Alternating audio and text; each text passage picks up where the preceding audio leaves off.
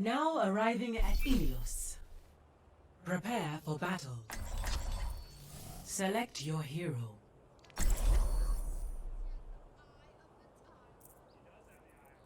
Are you sure about that?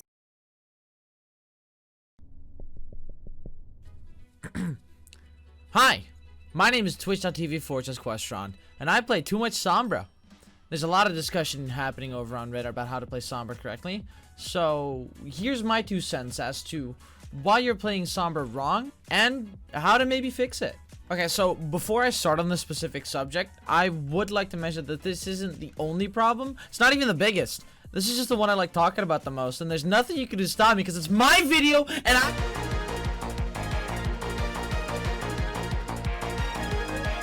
Okay, so almost every Sombra I encounter uses hack way too much. Like, sure, a good hack gets you a good kill, but for every time it works, there's a nice burning pile of Sombra corpses in the background on that health pack somebody else already took before you translocating. Don't rely on a flashbang to counter a shatter. In the same vein, don't rely on a hack to play the game for you. Every Sombra I come across uses hack and then just dips. Well, you might be asking, what's wrong with that? Well, the only 2 outcomes is that hack either succeeds or it doesn't. But either way, you waste time you could have been spending shooting bullets. Full charge. Not every hero in the game needs to be hacked every chance you get. To leave every stone unturned, I'll have to go by each hero individually, so let's do it CarQ style. So let's get started.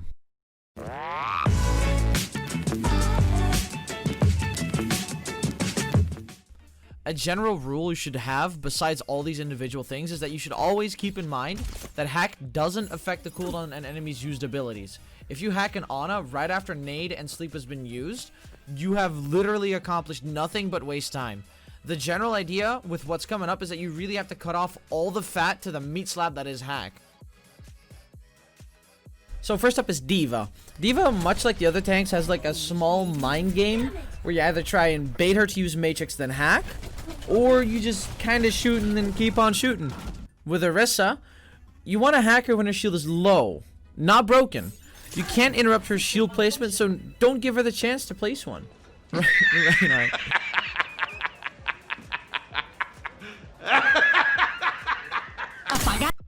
With Roadhog, you ideally want to bait hook. If you can learn to manually play with Hog's hook breakbox, do that. If not, don't engage until he uses his hook. Afterwards, you hack him as he's using Take a Breather.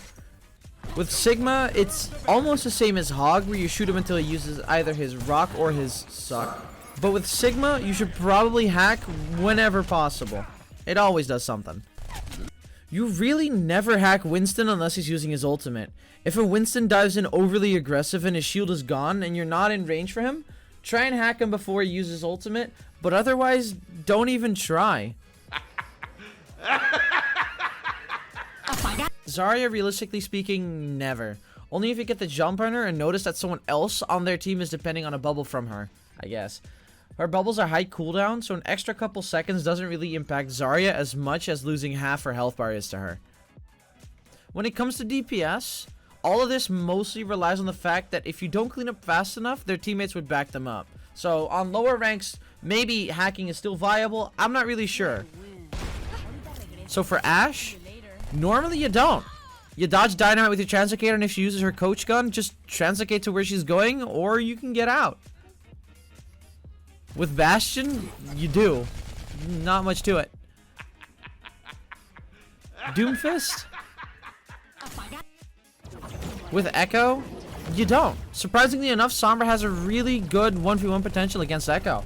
Just dodge her stickies with your Translocator and just blast her down. Against Genji, you do. The perfect hack, though, would be right before he blades, but still gets nano. Otherwise, just hack this kid whenever. Make his life miserable. Against Hanzo, you actually don't. He can still activate Storm Arrows as he's being hacked, and if he wouldn't have been able to use Storm Arrows, you might as well not have hacked him. Against Junkrat, you don't, unless he really wants to use his concussion mine for something. Against McCree, you don't. You bait Flashbang and you kill him. You don't need to hack if he puts his own ability on cooldown. If you see a Mei waiting to wall someone, then yes, but otherwise no. Maybe on the off chance that she used wall but not her shift, I guess. Mei is a pretty low priority target for Sombra, honestly. For Pharah, this one's tricky. If it's a pharmacy, you do hack. If it's not, you don't, unless you can't actually do anything other than hack. So you leave it for your teammates. Leave hacking Pharah as a last resort. For Reaper, you don't, unless he's doing the whole flanking routine and he's relying on his shift to get out, but for some reason doesn't care that you exist. Usually you don't need to hack him. For Soldier, you don't. Same as Hanzo, really. His healing pod can be used during the hack animation. And when he uses that, it's usually your sign to just dip. For a Sombra, the only time when you hack Sombra is when the enemy Sombra is flanking when you aren't. But if you want to easily zone a Sombra out, attempt to hack, it's probably not going to work. But the other Sombra will react by chance of getting away 9 out of 10 times. Damn it. But again, stop hacking Sombras.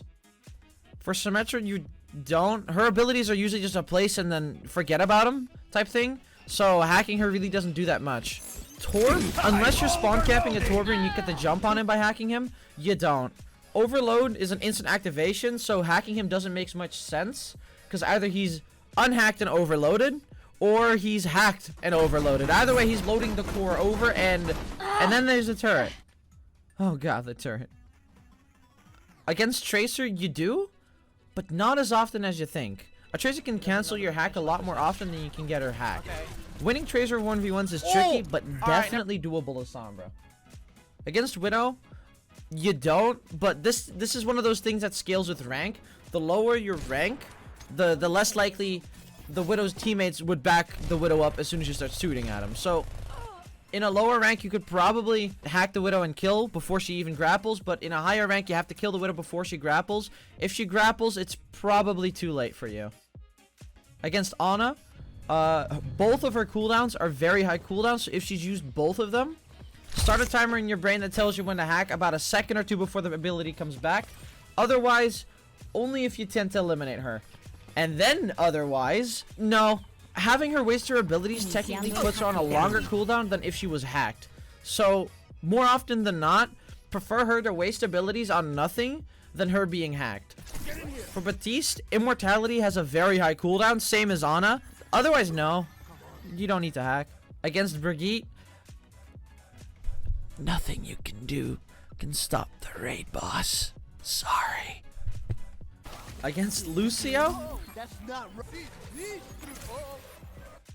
Mercy, if Mercy's depending on a quick travel to escape danger, yes. Otherwise, no. Moira, only if she's relying on her fate to escape. Same as Mercy, really. Otherwise, no.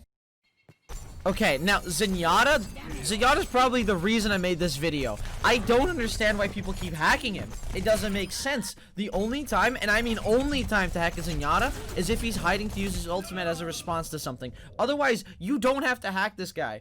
If you try to hack him when you want to spawn camp him or kill him, all you're doing is giving him a head start in the race to death. Like, Discord still works after he's hacked. Hacking doesn't make sense. So just kill him. Come on. I think you're in over your head. Whoa there. Just shoot me!